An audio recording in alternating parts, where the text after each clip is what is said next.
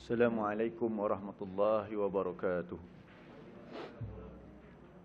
Innal hamdalillah nahmaduhu wa nasta'inuhu wa nastahdihi wa nastaghfiruh wa na'udzu billahi min syururi anfusina wa min sayyiati a'malina may yahdihillahu fala mudhillalah wa may yudlil fala hadiyalah. Asyhadu an la ilaha illallah wahdahu la syarikalah wa asyhadu anna Muhammadan abduhu wa rasuluh. Allahumma anfa'na bima 'allamtana wa 'allimna ma yanfa'una wa zidna ilma. Subhanaka la ilma lana illa ma 'allamtana innaka antal alimul hakim. Allahumma amin. Yang saya hormati Tuan Pengurusi Dewan Masjid Al-Muttaqin serta jawatan kuasa, para asatizah, ustaz-ustaz, ustazah, hadirin hadirat muslimin muslimat yang dikasihi sekalian lagi yang dimuliakan. Alhamdulillah, kita bersyukur kepada Allah Subhanahu Wa Taala dengan nikmat umur, kesihatan, masa yang diberikan untuk kita berkesempatan meneruskan tanggungjawab kita dalam menuntut ilmu bagi menjelmakannya ke dalam kehidupan kita sebagai seorang hamba Allah ini. Jadi kita yang terakhir, perbincangan kita pada 2 minggu lepas adalah bahagian yang pertama untuk rukun syukur bagi lafaz Ar-Rahman Ar-Rahim. Saya kira mudah-mudahan kita dah faham, bertambah faham struktur ayat yang ketiga ini, Ar-Rahman Ar-Rahim. Ya, kenapa saya tulis di hadapan Ar-Rahman Ar-Rahim tu ada Alhamdulillah. Dia bersambung daripada ayat yang kedua surah Al-Fatihah itu, iaitu Alhamdulillahi Rabbil Alamin, yang bermaksud segala pujian kesyukuran itu bagi Allah yang mencipta dan memerintah sekalian alam. Sambungan dia ialah kita memuji Allah yang Maha Pemurah, yang Maha Penyayang. Jadi tidak ada dalam bacaan ada Alhamdulillahirrahmanirrahim, tapi kita kena faham demikian. Bukan ini satu rekaan, tetapi itulah dia kaedah bahasa Arab. Apabila kita belajar bahasa Arab, ada satu ilmu yang dia akan menganalisa bahagian akhir kalimah, iaitu disebut sebagai ilmu Nahu. Mungkin sebahagian daripada perempuan tuan-tuan dah belajar ilmu Nahu. Jadi dia akan maklum kenapa saya bulatkan Ar-Rahman tu nun tu baris bawah, Ar-Rahim tu mim tu baris bawah, dan saya kaitkan dengan lafaz Allah pada Alhamdulillah. Itu disebut sebagai majrur. Betul tak? Majrur. Lepas tu kenapa dia majrur? Dengan tanda apa dia majrur? Bil kasrah. Kemudian kenapa sebab dia baris bawah tu? Sebab dia tabi', dia mengikut Allah dari sudut apa? Sifat. Dari sudut sifat. Itu dari segi nahu. So Ar-Rahman tu kalau kita i'rab, Ar-Rahmani isim majrur wa alamatu jarihil kasrah li'annahu sifat tabi' lillah.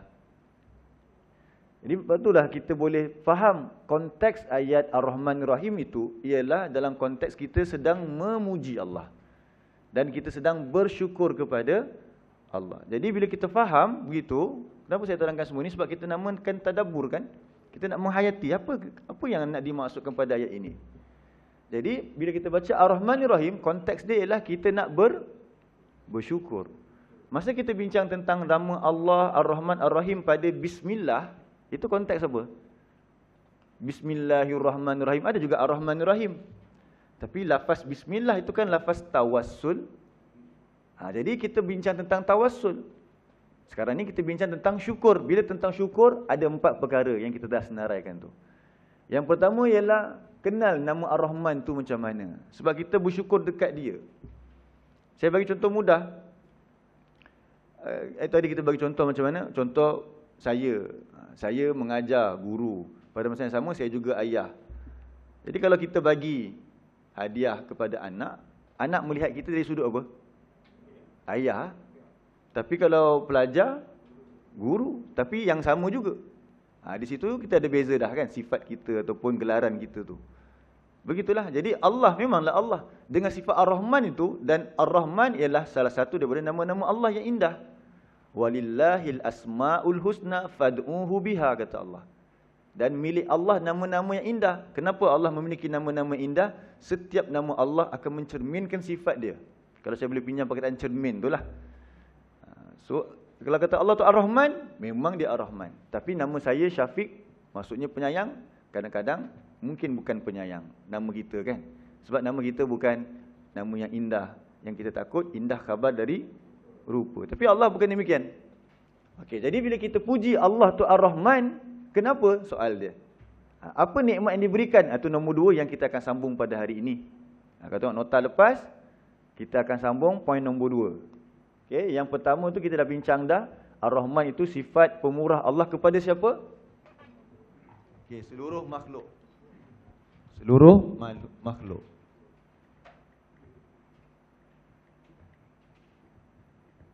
Kalau Ar-Rahim pula kepada siapa? Kepada orang yang beriman. Khusus kepada yang beriman. Jadi agak-agak sama tak nikmat yang Allah bagi dekat Ar-Rahmannya sifat dengan Ar-Rahim? Sudah tentulah ada yang eksklusif. Betul kan? Iaitu dekat Ar-Rahim. Jadi persoalan dia sekarang, kita sedar tak nikmat apa yang dengan nama Allah yang bersifat Rahman itu, dengan Allah yang bersifat Rahman itu kurniakan kepada seluruh makhluk, dan adakah kita mendapatkannya? Dan apakah pula nikmat yang khusus kepada orang beriman dengan sifat Ar-Rahimnya, adakah kita memperolehinya? Kita kena fikirkan. Boleh setiap kali kita solat, kita ucapkan semua tu, bersyukur sebab Ar-Rahim bagi kita nikmat. Jadi apa nikmat-nikmat tersebut? Mari kita bincangkan.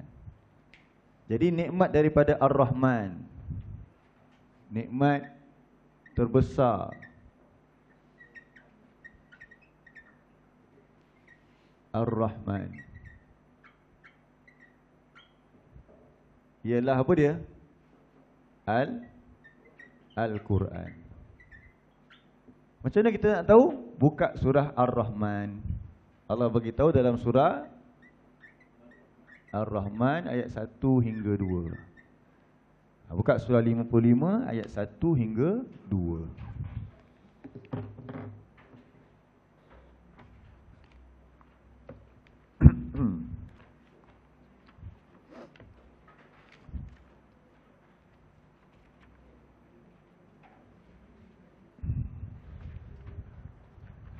Surah 55 ayat 1 hingga 2.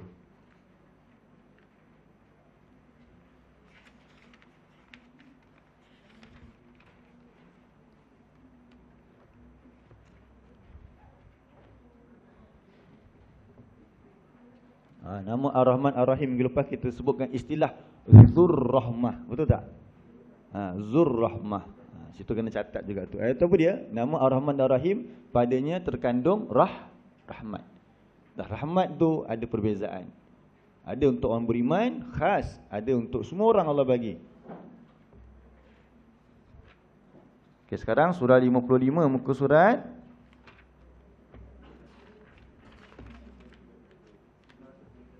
531. Jadi dengan surah yang dinamakan Ar-Rahman ini, Allah memperkenalkan diri dia. Sebab tu Al-Quran jelas, sebuah kitab yang jelas untuk kita mengenal siapa Allah. Bukalah Al-Quran, pelajarilah ia, fahamilah. Bermula dengan kita cuba belajar bahasa Arab.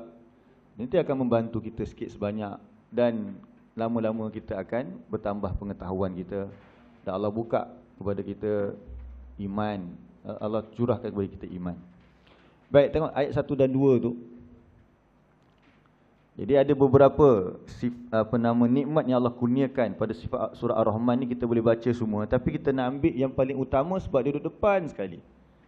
Baik, kita baca sama-sama. A'udzubillahi minasyaitanirrajim. Bismillahirrahmanirrahim. Ar-Rahman 'allamal Qur'an. Baik. Jadi Allah sebut Ar-Rahman. Kemudian ayat yang kedua dia Allah kata 'allamal Qur'an.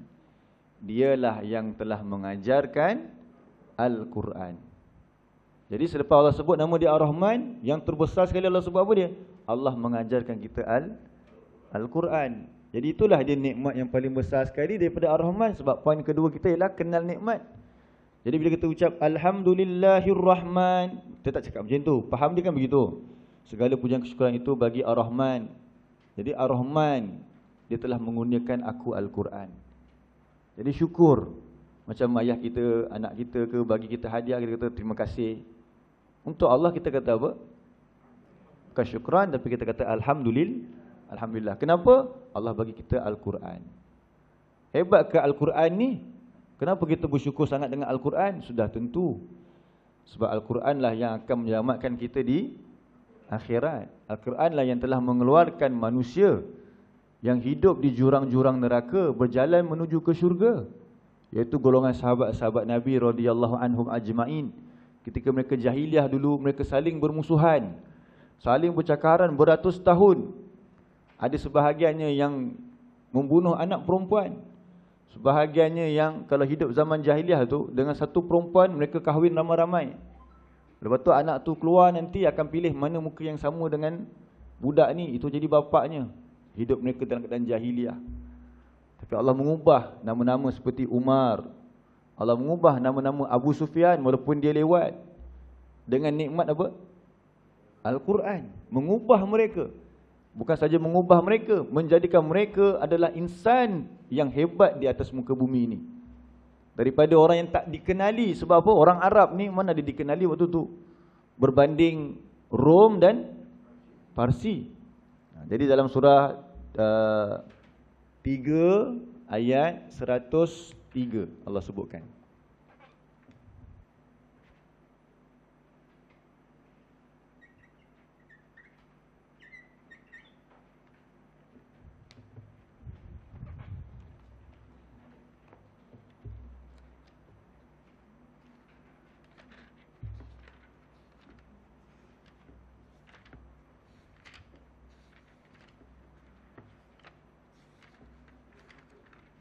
Tiga 103, muka surat 63.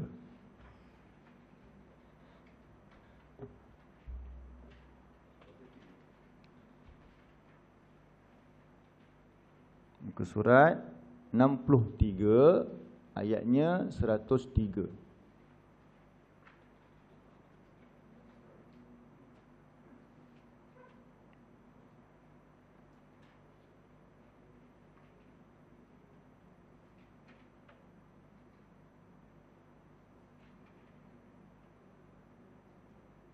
A'udzu billahi minasy syaithanir rajim. Wa'tasimu bihablillahi jami'an wa la tafarraqu.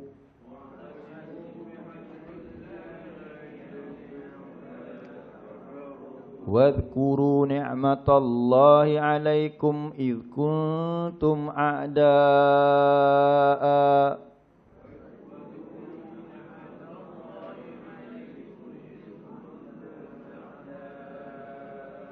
فألف بين قلوبكم فأصبحتم بنعمته إخوانا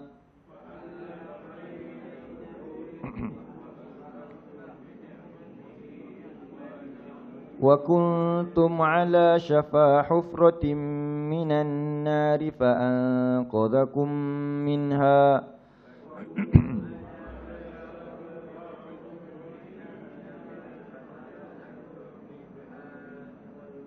كذلك يبين الله لكم آياته لعلكم تهتدون.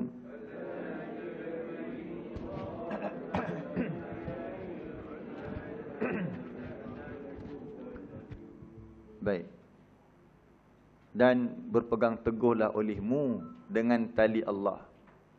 Jadi hablullah al-matin ialah Al-Quran. Tali Allah yang teguh itu ialah apa?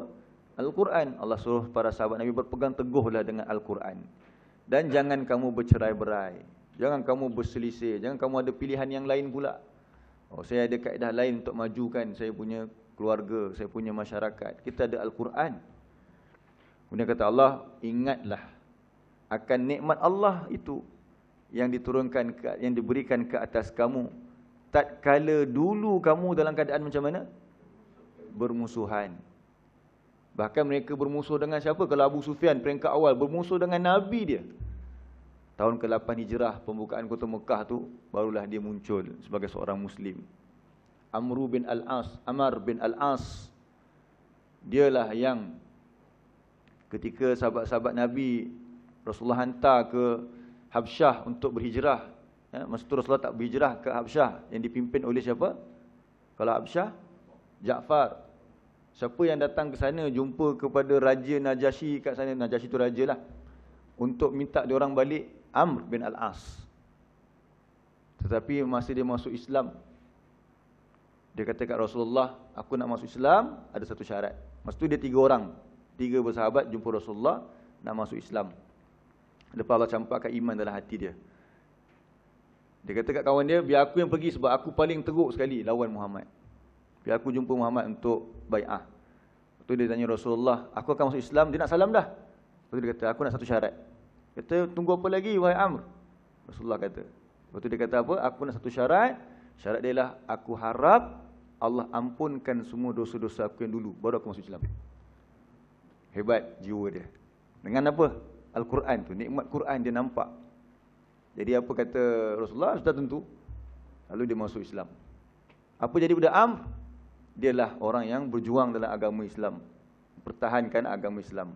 Allah ubah mereka. Dulu mereka saling bermusuhan, mereka musuh yang benar. Antara mereka dah tentulah bermusuhan sebelum masuk Islam. Dah ada Islam pun mereka musuh pula dengan Islam, dengan Nabi mereka sendiri. Tapi lepas tu Allah bagi mereka nikmat. Mereka sekarang kata Allah apa dia? Kemudian dengan nikmat tersebut, fa'allafa baina qulubikum, maka Allah lembutkan hati kalian. Allah jinakkan hati kalian. Fasbahtum, maka menjadilah kamu binikmatihi, dengan nikmat itu Al-Quran, ikhwanan, kamu jadi saling bersaudara. Ikhwan, kita harus sebut ikhwan, ikhwah, akhi, saudara. Apa maksud saudara? Kadang-kadang kita tengok dalam Quran, Allah kata saudara tu ialah adik-beradik. Kan? Asalnya saudara tu adik-beradik. Sebab tu Nabi Ibrahim punya kisah kalau kita baca, masa dia pergi ke satu negeri, yang negeri itu dalam tu ada raja yang zalim. Dan raja tersebut suka tengok perempuan. Dan Sarah isteri dia tu cantik. Sampai berita kepada raja tersebut, ada perempuan cantik. Jadi apa dia nak buat? Kalau cantik dan dia berkenan, dia nak tidur dengan perempuan tersebut. Kalau ada suami, dia nak bunuh. Kalau ada adik-beradik, dia biarkan supaya terseksa jiwa abang dia. Jadi apa Nabi Ibrahim kata kepada Sarah? Cakap, aku ni saudaramu. Sebab saudara tu ada 2 maksud. Satu mungkin asalnya adik-beradik. Tapi saudara juga maksudnya apa dia? Adakah Nabi Ibrahim berbohong? Tidak, ini helah. Jadi sebab saudara tu sebenarnya, dimasukkan saudara ialah orang yang memiliki persamaan. Itu maksud bersaudara. Sebab tu kita dengan abang kita panggil saudara sebab apa? Sama bin. Kalau tak sama bin pun mungkin sama mak ke. Kan, dia mak yang sama, mungkin ayah dia berbeza, tak kisah, saudara. Kita dengan sepupu kita sama, sebab apa sama? Sama datuk. Saya dengan tuan-tuan kenapa sama? Sama agama. Jadi apa saja yang sama, itu dipanggil sebagai saudara. Sebab tu orang yang membazir, dia saudara syaitan. Sebab sifat sama dengan syaitan. Sama yang tu. Itu maksud saudara. Sekarang kita bersaudara, bukan saja kerana Islam. Kita sama apa? Cita-cita. Cita-cita kita kena sama. Baru nama saudara. Kenapa? Cita-cita kita nak masuk syurga. Itu saudara. Sekarang Rasulullah dan para sahabat Nabi yang lain bersaudara. Kerana apa? Semua cita-cita mereka sama. Iaitu nak masuk syurga. Sebab tu ketika Rasulullah ziarah satu kubur, bukan salah satu kubur, pernah Rasulullah ziarah kubur, Rasulullah beri salam, adab Rasul masuk kubur, beri salam kepada ahli kubur. Kemudian Rasulullah kata apa? Aku nak bertemu dengan saudara-saudaraku. Kan? Rasulullah kata, ikhwan, saudara-saudaraku. Para sahabat dengar, sahabat tanya, bukankah kami saudaramu? Ini kata ikhwan. Rasulullah kata, antum sahabat. Sahabat tu maksudnya yang beriman dengan aku dan dia jumpa aku. Saudara tu ialah orang-orang yang belum bertemu dengan aku lagi. Lebih kurang ini maksud hadis tu. Tapi dia beriman kepadaku. Nampak tak? Kita lah tu. Rasulullah nak jumpa dengan kita sebab apa? Sama. Kita beriman kepada Allah nak masuk syurga. Dan kita beriman kepada Rasul, kita ada persamaan. Rasul nak jumpa kita. So itu maksud apa? Ikhwan. Yang ada persamaan. Sekarang ni mudah-mudahan kita semua ni Allah gelar kita ikhwan. Sebagai apa? Sebagai orang yang sama cita-cita dia, iaitu nak masuk syurga. Sama minat dia. Buku yang dia suka baca sama je semua. Apa dia? Al-Quran. Kalau dalam kelas ni kita semua sama je, apa dia? Minat baca kereta, mesti kat luar tu kereta kita penuh stiker. Kan? Ni geng konvoi. Mestilah kena baca buku apa? Buku kereta lah. Motor ke apa tajuk dia kan. Tapi apa yang ada atas meja kita sekarang? Al-Quran. Mudah-mudahan Allah satukan kita dengan persamaan ini. Ini adalah ikhwan yang kita nak. Di syurga nanti kita akan bertemu kembali selepas Allah pisahkan kerana apa dia? Mahsyar yang panjang. Itu di sanalah. Baik, betul Allah kata wa kuntum ala syafa hufratin minan nar. Sedangkan kamu dulu berada di jurang-jurang neraka. Ini kita kata tadi. Nampak tak nikmat tu? Nikmat apa yang menyebabkan mereka bersatu dan dulu mereka berada di jurang-jurang neraka. Lepas tu mereka jadi bersaudara dengan cita-cita yang sama, iaitu syurga. Nikmat Al-Quran. Dan mudah-mudahan kita pun sama. Sebab tu di hujung ayat tu Allah kata apa dia? Zalika yubayyinullahu lakum ayati. Demikianlah Allah jelaskan kepada kamu ayatnya, supaya kamu mendapat petunjuk. Hari ini kita pula yang baca ayat ni. Supaya kita pun ada persamaan dengan nikmat Al-Quran ini. Kita jadi bersaudara. Sebagaimana para sahabat dulu. Mereka semua satu je mereka punya fikrah. Iaitu mereka nak melaksanakan segala perintah Allah di dunia ini. Dan mereka mengharapkan syurga Allah.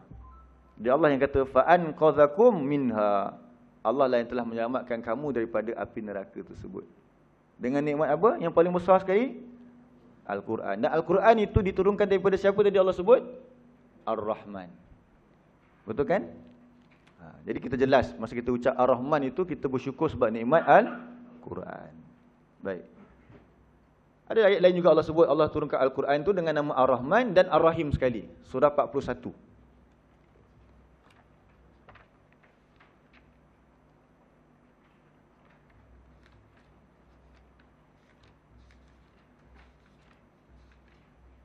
Ayat yang kedua.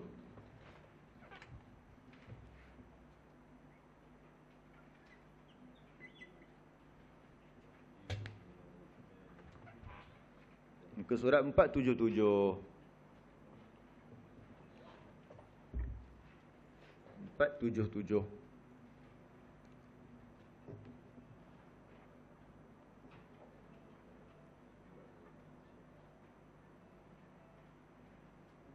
Jadi di situ kan Allah sebut tanzilun minar rahman. Ni rahim. Al-Quran itu penurunannya daripada siapa? Ar-Rahman Ar-Rahim. 41 ayat 2 bukan 42 tu. Terlebih tulis. Ni saya tulis 42. 41 2. Bukan 41 42. 41 2. Tanzilun minar rahmanir rahim. Okey, ini nikmat daripada Ar-Rahman. Yang kedua, sebabkan tadi Allah kata Allah mengajarkan Al-Quran. Macam mana Allah mengajarkan Al-Quran? Macam mana nikmat Ar-Rahman ini Allah ajar daripada Ar-Rahman itu Allah ajarkan Al-Quran dengan pengutusan Rasul. Pengutusan Rasul. Ini satu nikmat agung dengan pengutusan Rasulullah sallallahu alaihi wasallam. Tengok surah 21.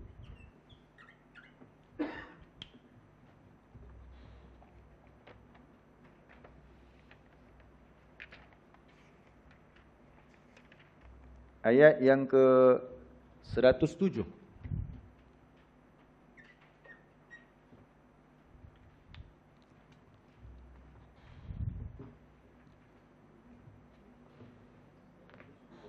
Seratus tujuh.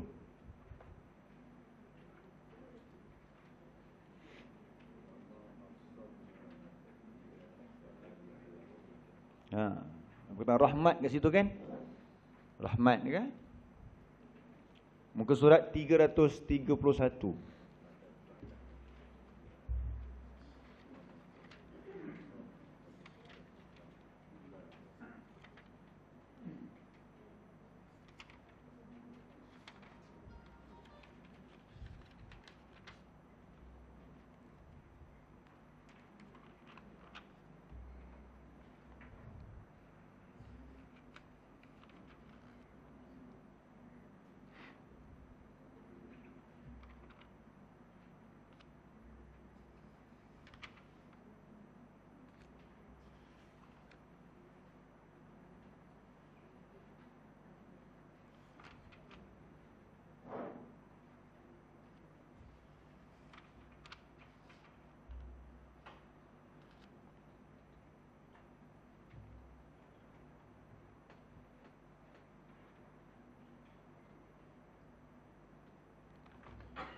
أعوذ بالله من الشيطان الرجيم.